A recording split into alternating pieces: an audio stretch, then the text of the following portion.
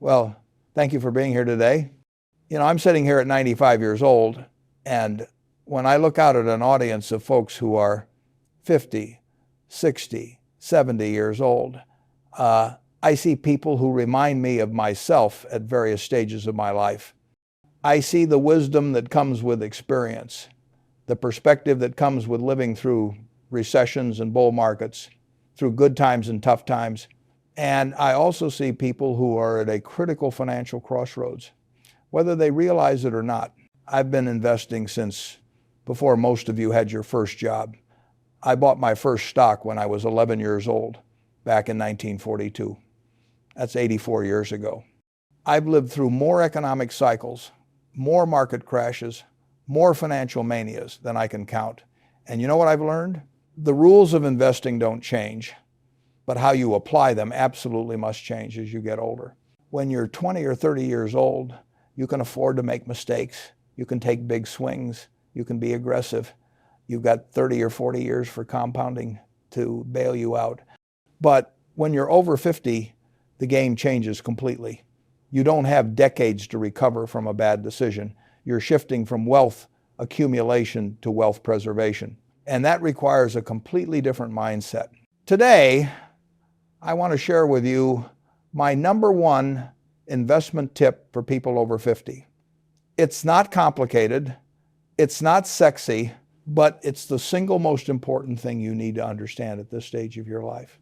And if you get this right, you'll sleep well at night, you'll maintain your standard of living in retirement, and you'll likely have something left over to pass on to your children or grandchildren. So what is this tip? Here it is. Your primary goal after 50 is to avoid permanent loss of capital. Everything else is secondary. Now, I know that doesn't sound exciting.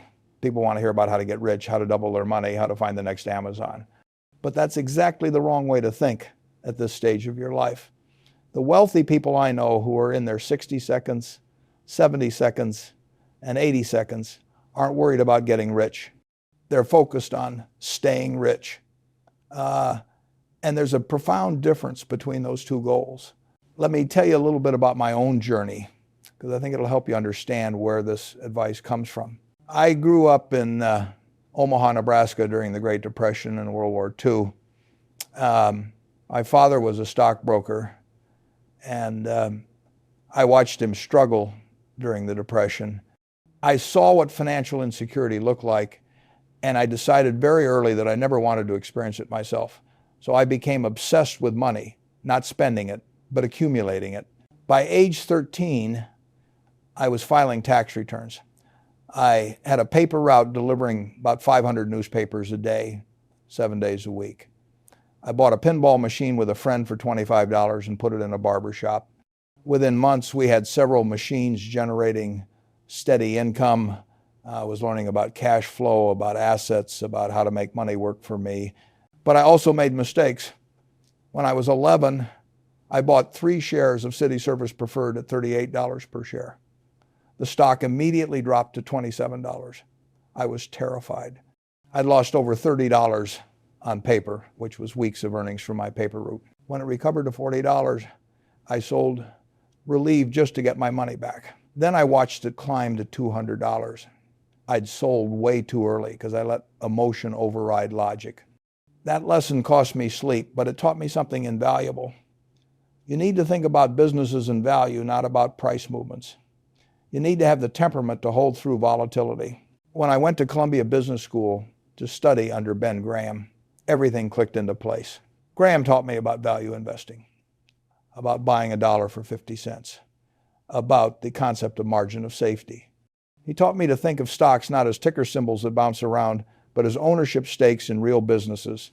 Graham wrote The Intelligent Investor, which I still consider the best book on investing ever written. In that book, he introduced the concept of Mr. Market, this manic depressive business partner who offers to buy your shares or sell you his shares every day. Some days he's optimistic and offers high prices. Other days he's pessimistic and offers low prices. The key insight is that you don't have to accept his offers. You can just ignore him when he's being irrational. This concept changed my life. I realized that I didn't need to be smarter than everyone else. I just needed to be more rational and more patient. I needed to buy good businesses at reasonable prices and hold them, ignoring Mr. Market's daily mood swings.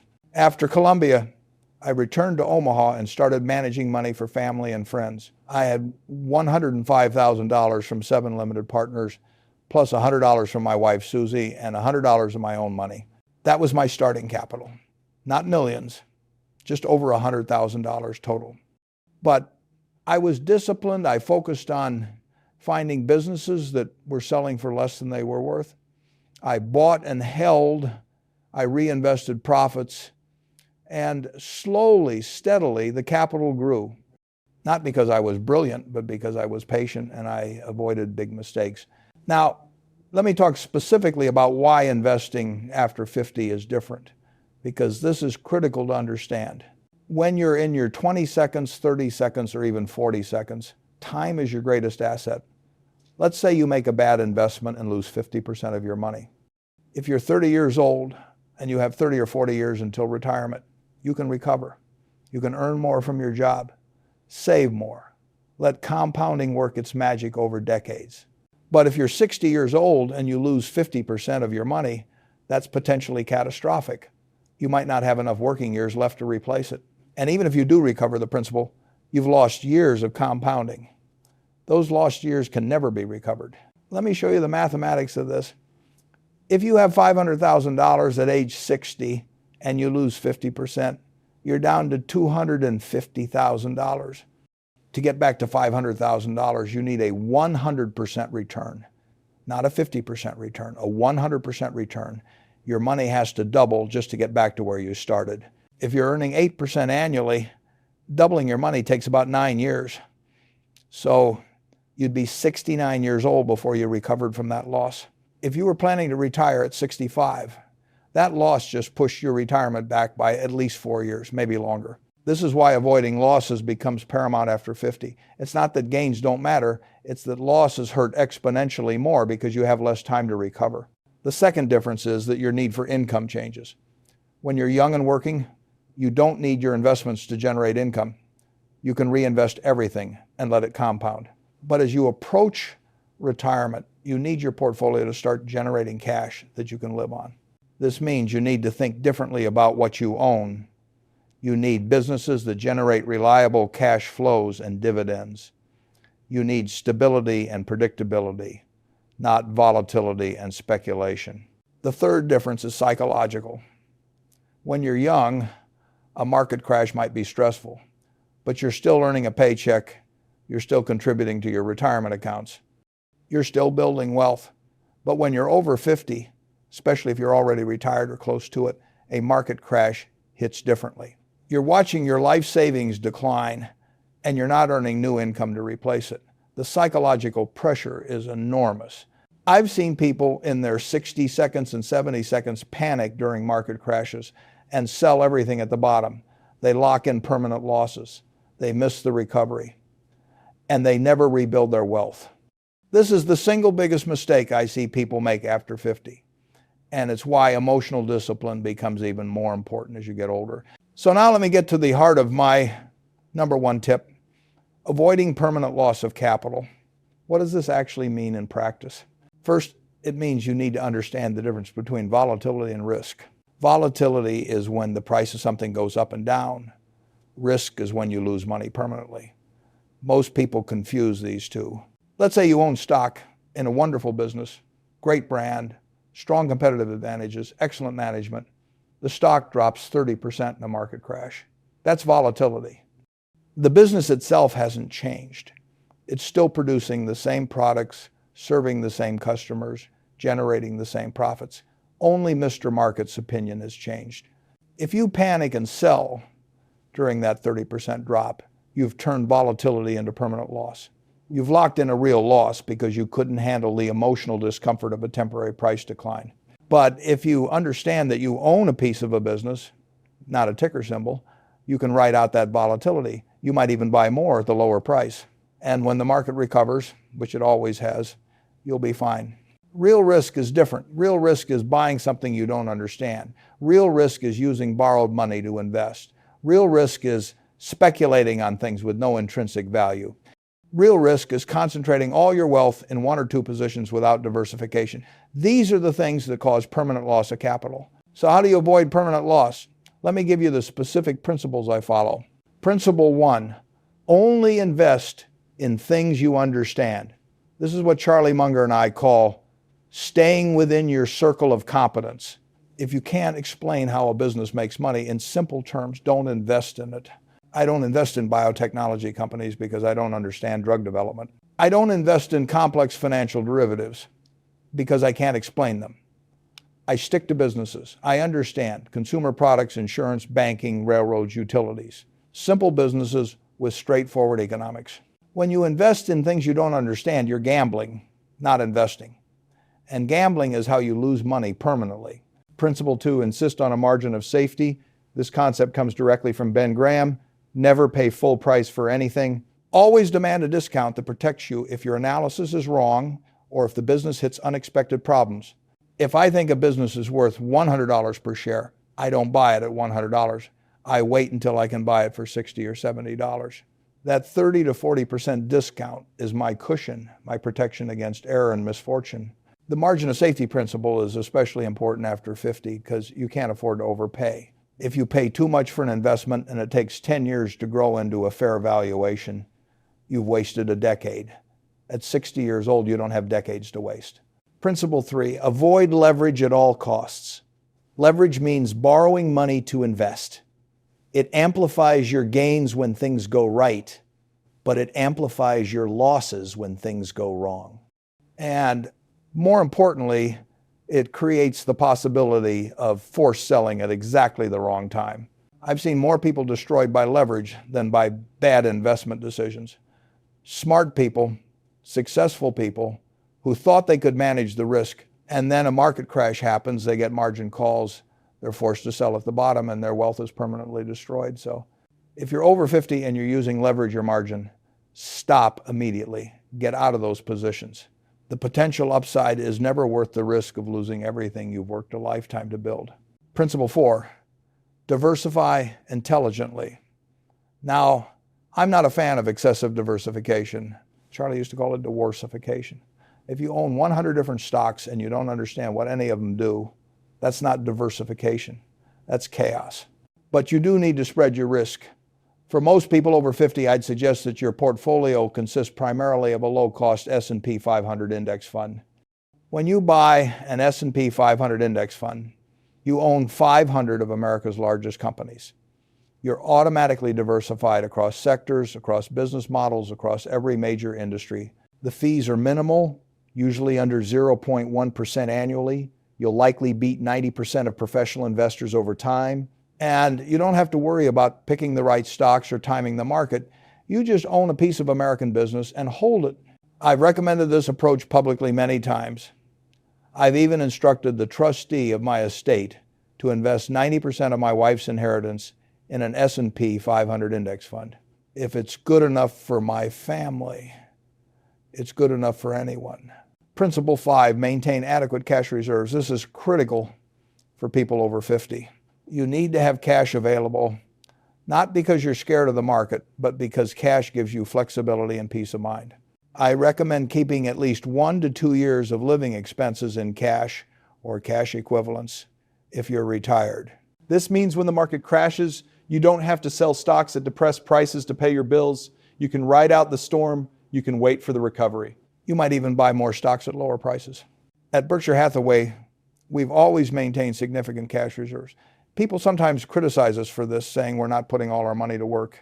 But that cash has allowed us to make some of our best investments during crises when everyone else was desperate for liquidity. Cash is optionality. It's the ability to act when opportunities arise. And after 50, that peace of mind is more valuable than squeezing out an extra point or two of return. Let me give you some concrete examples from Berkshire Hathaway's portfolio to illustrate what avoiding permanent loss looks like in practice. We bought Coca-Cola stock in 1988. We paid about $1.3 billion for our position. Now, Coca-Cola is a business I understand completely. They make a sugary drink that people love. They have incredible brand recognition worldwide. They have a distribution network that reaches billions of people. and they generate consistent profits and cash flow. That first year, Coca-Cola paid us about $75 million in dividends. Today, over 35 years later, they pay us over $700 million annually in dividends. Same shares, almost 10 times the dividend income. Our cost basis hasn't changed, but our annual cash return has grown dramatically.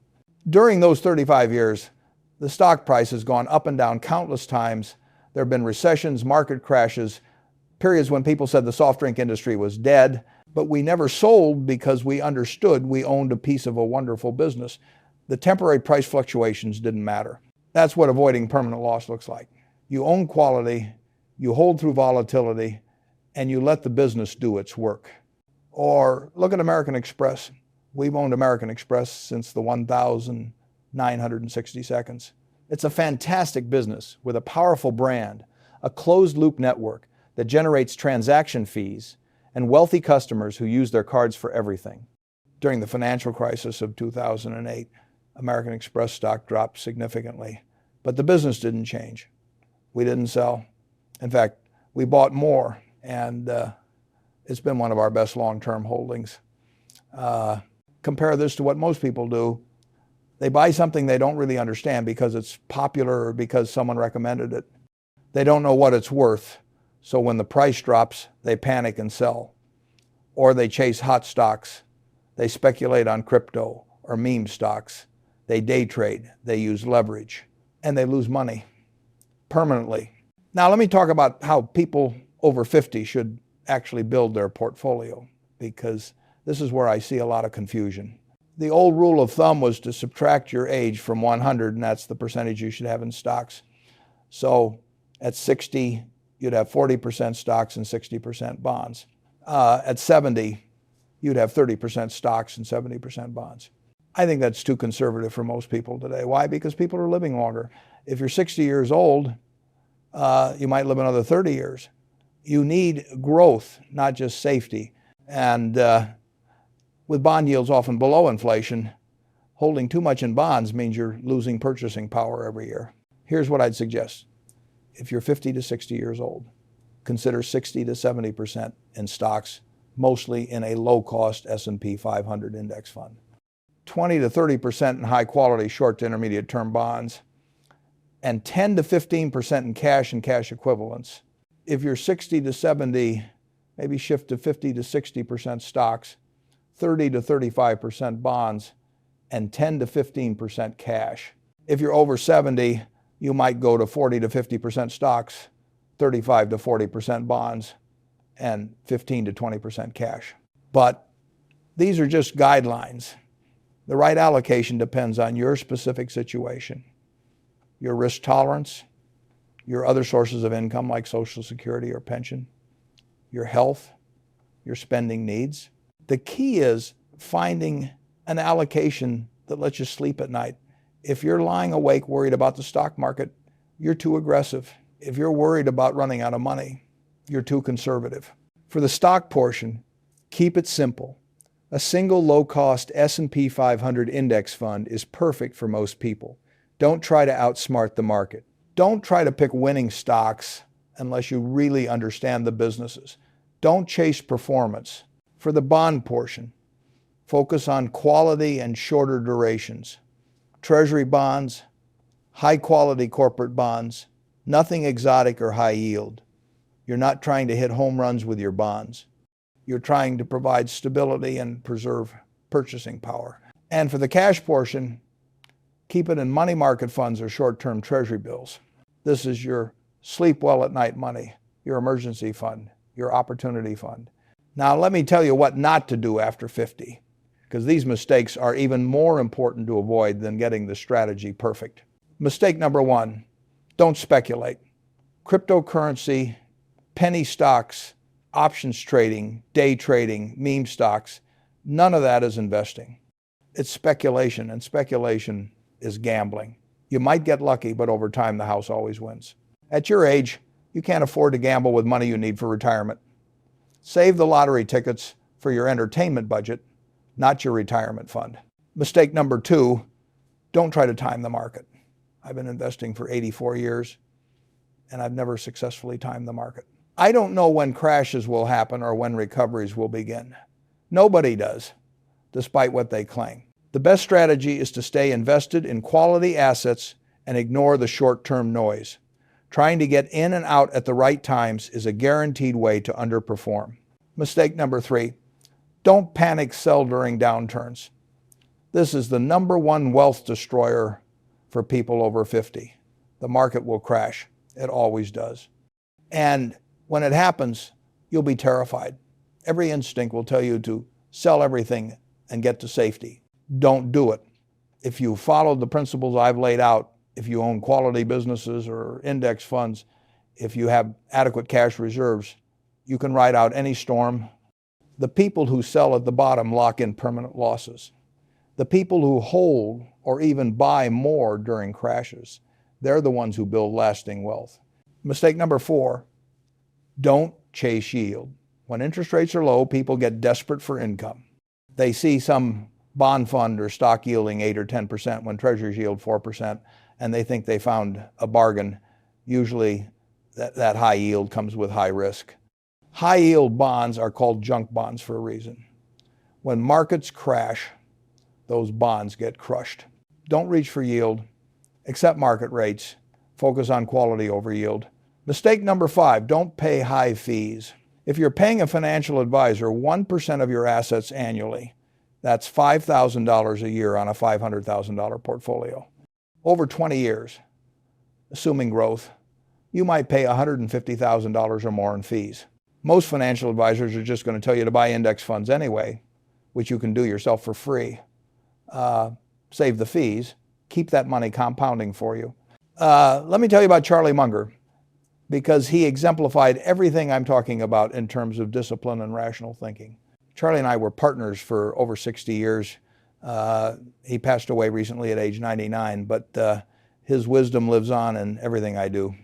Charlie had one of the best minds I've ever encountered, not because he knew everything, but because he thought clearly and he had absolutely no tolerance for nonsense.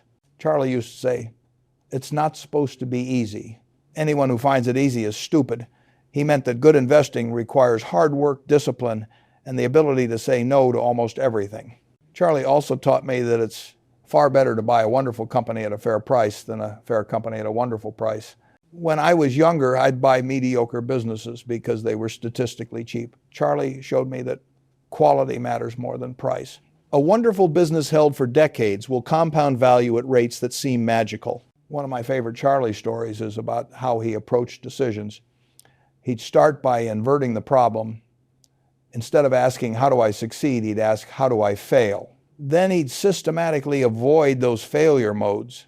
For investing after 50, the inversion is perfect. Don't ask, "How do I get rich?" Ask, "How do I avoid going broke?" And the answer is everything I've shared today. Avoid leverage, avoid speculation, avoid panic selling, avoid high fees, avoid things you don't understand. Charlie also said, the first rule of compounding is to never interrupt it unnecessarily. What he meant is that once you've set up a sensible investment strategy, the biggest danger is that you'll mess with it. You'll get bored or scared or greedy, and you'll make changes that interrupt the compounding process. After 50, your job is to set up a simple, sensible strategy and then do nothing. Let time work its magic. Let your investments compound. Resist every temptation to tinker, to trade, to get clever. Boring is beautiful at this stage of life. So let me bring this all home with some final words of wisdom. If you're over 50, you're at a critical point in your financial life. The decisions you make in the next 10 to 20 years will determine whether you retire comfortably or struggle financially. Whether you sleep well or lie awake worried about money, whether you leave something for your children or become dependent on them. But here's the good news. You don't need to do anything complicated. You don't need to be brilliant. You don't need special connections or inside information. You just need to follow a few simple principles with discipline and patience. Focus on avoiding permanent loss of capital. That's the number one priority. Everything else flows from that. Own quality businesses or low-cost index funds that you understand. Hold them through volatility. Maintain adequate cash reserves. Avoid leverage, speculation, and high fees. Stay calm during crashes and give compounding time to work. It's never too late to start doing this correctly, but it's also never too early. If you're 50 today and you get this right, you've got 20, 30, maybe 40 years for these principles to work their magic. I've lived by these principles for over 80 years. They've made me one of the wealthiest people in the world. Not because I'm smarter than everyone else, but because I've been more disciplined and more patient, because I've avoided big mistakes, because I've let compounding do the heavy lifting. You can do the same thing. You have everything you need right now. You don't need more information or better timing or a perfect strategy. You just need to commit to the simple, boring, disciplined approach I've laid out today. And remember this, the goal isn't to die with the most money. The goal is to live well, to have financial security, to be able to help your family, to support causes you care about, and to sleep well at night knowing you're not going to run out of money. That's what these principles give you. Not excitement, not bragging rights, not the chance to tell people about your brilliant investment moves. Just peace of mind, financial security, and the freedom to live life on your own terms. Thank you for spending this time with me today. Now go out there and take care of your financial future. Protect what you've built, avoid the big mistakes, stay patient, stay disciplined, and never ever forget, rule number 1 is never lose money. Rule number 2 is never forget rule number 1. Good luck to all of you.